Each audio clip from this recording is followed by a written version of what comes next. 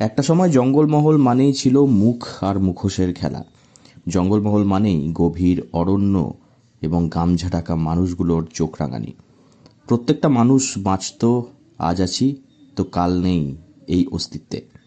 কিন্তু প্রান্তিক এই দক্ষিণ বাঁকুড়ার জঙ্গলমহলে মানুষের দৃষ্টির অগোচরে যে এক ইতিহাস লুকিয়েছিল তা হয়তো অনেকেরই অজানা ছিল। এই জঙ্গলমহল একটা সময় বাংলার স্বাধীনতা সংগ্রামীদের একটা ক্ষেত্র ছিল। চলতো স্বদেশীদের অবাধ আনাগোনা, চলতো ব্রিটিশদের বিতাড়িত করার বিভিন্ন পরিকল্পনা। বাঁকুড়া শহর থেকে প্রায় 85 কিলোমিটার দূরে কিছুটা শাল, কিছুটা সেগুন ছায়া গভীর অরণ্য পেরিয়ে গেলেই ছেঁদা পাথর, আর তার এক কোণায় একাকী পড়ে আছে শহীদ ক্ষুদিরামের এক অন্তরালের স্থান।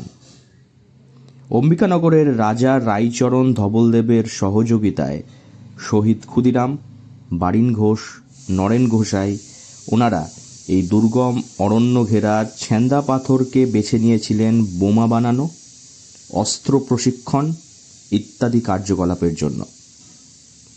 টেস্টিংয়ের 3টে সেন্টার ছিল বাঁকুড়ায়। একটা কোড়ো পাহাড়, আমি যেখানে দাঁড়িয়ে আছি লেফট সাইড তার পিছনে, একটা ছেঁদা পাথর রানীবাঁধ রসপালের জঙ্গলে, এবং 3 নম্বর যে সেন্টারটা ছিল সেটা শুশুনিয়া পাহাড়ে। ছেঁদা পাথরের যে বৈপ্লবিক কার্যক্রম, অর্থাৎ কলকাতার বিপ্লবীদের বোমা টেস্টিং ইত্যাদি ইত্যাদি, তার সেন্টার ছিল অম্বিকানগর রাজবাড়ি। বনমহল থেকে একটু ছাড়িয়ে গেলেই ঝাড়খণ্ড সীমানা, সে কারণে অবাধ যাওয়া আসা চলতো এখানে। পরিকল্পনা করতে সুবিধে হতো ভিন রাজ্যে বৈপ্লবিক কার্যকলাপ, তাই বিপ্লবীরা বেছে নেন এই স্থান।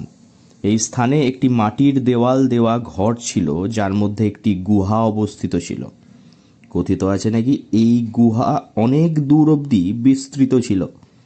খুব সহজেই ভারত মাতার বীর এই সন্তানেরা অন্তরালে প্রবেশ করতে পারতেন, নিজেদেরকে ব্রিটিশ হস্তের দূরে রাখতেন।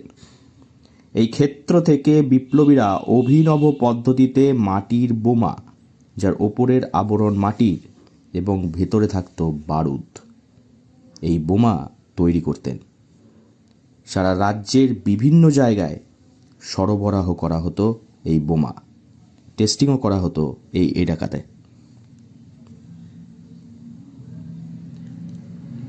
এখন ছেঁদা পাথরের এই জায়গা বর্তমান সরকারের হস্তক্ষেপে অনেকটা অভিযোজিত মাটির গুহা এখন ইটে বাঁধানো এক কুয়োর রূপ পেয়েছে। মাটির দেওয়াল এখন পাকা ইটের বেষ্টনী দিয়ে ঘেরা। সে যাই হোক না কেন, ইতিহাস তো কখনো মিথ্যে বলে না। ক্ষুদিরাম, বারিন ঘোষেরা চলে গেলেও তাদের উত্তরসূরি হয়ে স্বাধীনতা ভোগ করছি আমরা।